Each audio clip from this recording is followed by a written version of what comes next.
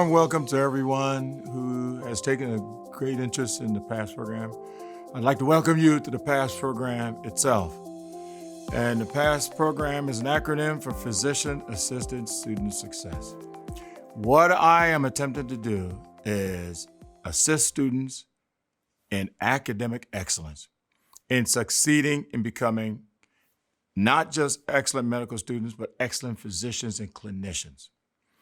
My background is I went to Northwestern undergraduate and went to University of Illinois Medical School and did the Med-Peds, internal medicine and pediatrics residency at St. Francis Medical Center in Peoria, Illinois. I became board certified in pediatrics. I was in practice for about almost 10 years when I was called on to volunteer first to work part-time with medical students at University of Illinois. Because I was one who had a lot of academic difficulty at the medical school level. I had met two outstanding physicians in my first year residency, a Dr. Rick and a Dr. Shah. These two men had the greatest impact on my academic success, especially Dr. Shah. So I always tell students, I'm not here telling you and teaching you this information because I was the most outstanding student in medical school, because I was not. I was near the bottom of the class, folks. But this man helped me rise back to the top. When I got to residency, I knew there was so much in medical school that I did not understand. But like most other medical students, what did I do? I just memorized everything. Did you know that 98% of medical students memorize everything they were taught in medical school? They don't understand it, but they have memorized it.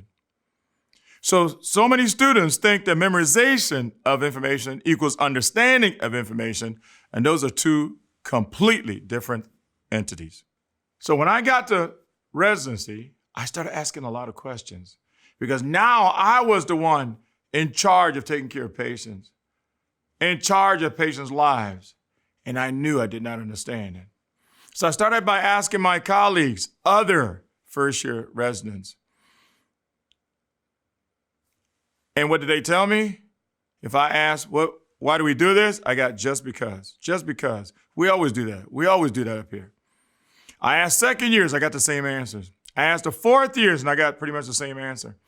And then I even asked some attendings, and I got the same answer. Folks, it was a shocker to me that so many physicians don't really understand why we do what we do as physicians. They know what to do, but if you ask why, or if you ask how does that make sense? You're going to have a hard time getting an answer. But the two physicians that I ran into seemed to know the answer, not to just my questions, not just to the questions of the other residents, but the answers to the questions about any field of medicine. And we thought, how is this possible that one doctor understands every field of medicine? Dr. Rick was an internist, yet he understood almost every area of medicine, like he was the expert in that area. Dr. Shah was a pediatric cardiologist, yet he understood almost every area of medicine. It didn't matter that it was not his field. And it was refreshing to be able to ask one person a question, and they would sit down with you and explain to you why. They would just sit down with you and explain to you how. Not just tell you what, but why and how. So folks, because I asked too many questions, I got in trouble. I was called before the chairman of the program at that time, and it was Dr. Rick. So in all fairness, Dr. Rick put me on a 3-month probation. And he said I had to meet with 3 doctors every day who would ask me questions. And at the end of 3 months, they would then write down their honest opinion, whether I was ready to be a resident or not. And I agreed. Well, one of the guys who volunteered to remediate me at that time was Dr. Shah. And I remember the first patient he had me go see was a 2-month-old baby. And he said, go in there and come out and tell me what you find. So I go in there and I examine the child. And I remember when I put my stethoscope on this baby's chest and I heard a little systolic ejection murmur, I got so excited. And I said, oh my God, he's going to be so impressed with me. I'm going to come out there and tell me that I heard a systolic ejection murmur. He would tell me all these good things about myself. So I walk out there, and I'm feeling good about myself. And he said, okay, Francis, what did you find? And I said, Dr. Shah, that baby's got a low systolic ejection murmur. And I thought he was about to give me all kinds of accolades. And what did he ask me? What did you think about S1? All of a sudden, I was stunned. I said, oh, okay, I'm not sure I took knowledge of S1. Okay, hang on a minute. I ran in there, listened to S1, come back out, ready to talk about S1. He said, what'd you think about S2? Okay, I was stunned again. I said, wait a minute, I don't think I acknowledged S2. So I ran in there, let me take a listen, come back out, ready to talk about S2. So he said, what'd you think about S2 splitting? And once again, I was stunned. I walk in there, listen to S2 splitting, come back out, ready to talk about S2 splitting. What did he ask me? Did you hear an S3? And once again, I was stumped. And he said, okay, Francis. He said, you have a lot of facts in your head, but you don't know how to put it together. I said, Dr. Shah, I've always known that. That's the reason why I'm in trouble right now, is because I kept asking why and how. Because why and how puts things together. I know what, but I don't know why. And neither do so many other people. He said, okay, what you got to do is understand normal so well that abnormal will smack you in the face. First time anyone has ever told me, concentrate on normal. For so many years, for so long, everybody kept telling me, know your pathology. Read this pathology book, read this pathology book, read this pathology book. Without any good understanding of normal. He said, no, concentrate on normal. I will show you how to put it together. And then he said, what you got to do is know the main concept behind things. I said, oh, wait a minute. I don't remember hearing that being stressed in medical school either. Folks, for the first time, I was on the right path. This man said, focus on normal. This man said, focus on the concept, not the details. And you and I know that for most of your life as a physician, as a medical student, you're focusing on a lot of details. You're focusing on a lot of pathology. But most students don't understand what normal is. If I were to ask a student, give me 200 reasons for hyponatremia, no student could ever do it. I've never run into a student that could do it. Why? Because you've never learned 200 reasons for hyponatremia. But what if I could teach you the normal behavior of sodium? Folks, not only can you come up with 200 reasons, you come up with 300 reasons why sodium would be low outside of a cell. That's the benefit of understanding. Well, Dr. Shah, because he was a pediatric cardiologist, started to teach me S1, S2, S3, S4. That was our first meeting. And he never once said, oh, the book said, or an article said. He said, let me help you understand what an S1 is. And he started to teach it to me. Then S2, then S3, then S4. Folks, for the first time in my life, I saw physiology in the hallway. For the first moment in my life, I saw the heart beating. Boom, boom, boom, boom, boom, boom, boom, boom. All of a sudden, I saw what an S1 was. I saw what an S2 was. I saw an S3, and I saw an S4. I no longer had to read and memorize it. And at that very moment, I said, wait a minute. If an S1 is really caused by the closure of this valve and this valve, does that mean that this, and this? I came up with a long list of things that will give you a loud S1, a long list of things that give you a soft S1. And I say, it is possible to split an S1. It's just probably the human ear cannot hear it. And he said, that's right. Wait a minute, if S2 is really caused by the closure of this valve and this valve, then this, I give you a long list of things to give you a loud S2, a long list of things to give you a soft S2, long list of things that give you a wide S2 splitting, long list of things that give you narrow S2 splitting. I even came up with a list of things that give you paradoxical splitting. And every time he said, Francis, you're right. All of a sudden, I knew a long list of things to give you an S3. All of a sudden, I knew a long list of things to give you an S4. Folks, for the first time in my life, I understood how do you come up with pathology. Not by memorizing it out of everybody else's book, but by learning normal and understanding normal so well that you can now see a large list, a long list of things that can make normal become abnormal. Now you have true power. Now you have true power because you understand it. That's what this man did for me. Made me so excited about learning again. Gave me the vitality I needed, the enthusiasm in my heart. Folks, every minute I had free, I was in the library.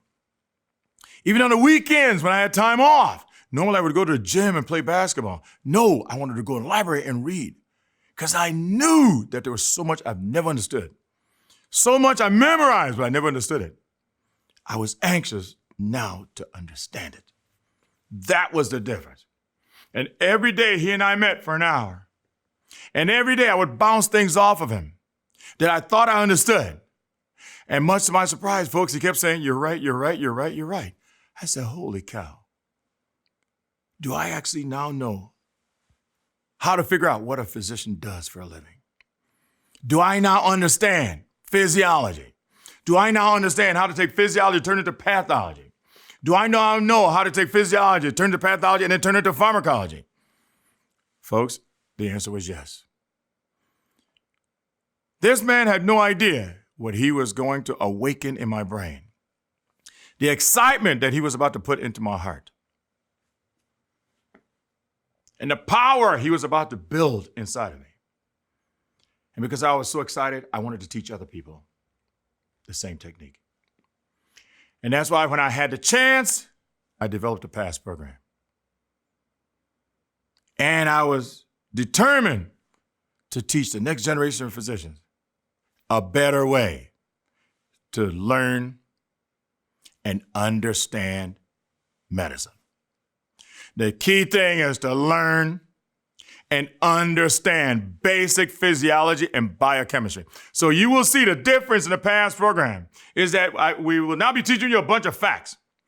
I'm going to teach you basic physiology, basic biochemistry, and show you how those two topics are the two strongest pillars in all of your knowledge as a physician. That if you understood those two topics very well, you could therefore compile information about any disease in any area of medicine as if you were the expert.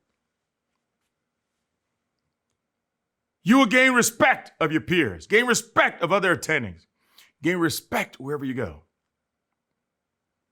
Now you will not just accept every recommendation that comes out from some expert. You'll examine it. You'll think about it. And then you'll either accept it or refute it. Folks, how do you think medicine changes? Somebody will realize that there's a mistake in what we're doing. Conduct an appropriate study to prove that what we're doing is incorrect. And then recommend that all physicians try a different route. Come up with a recommendation.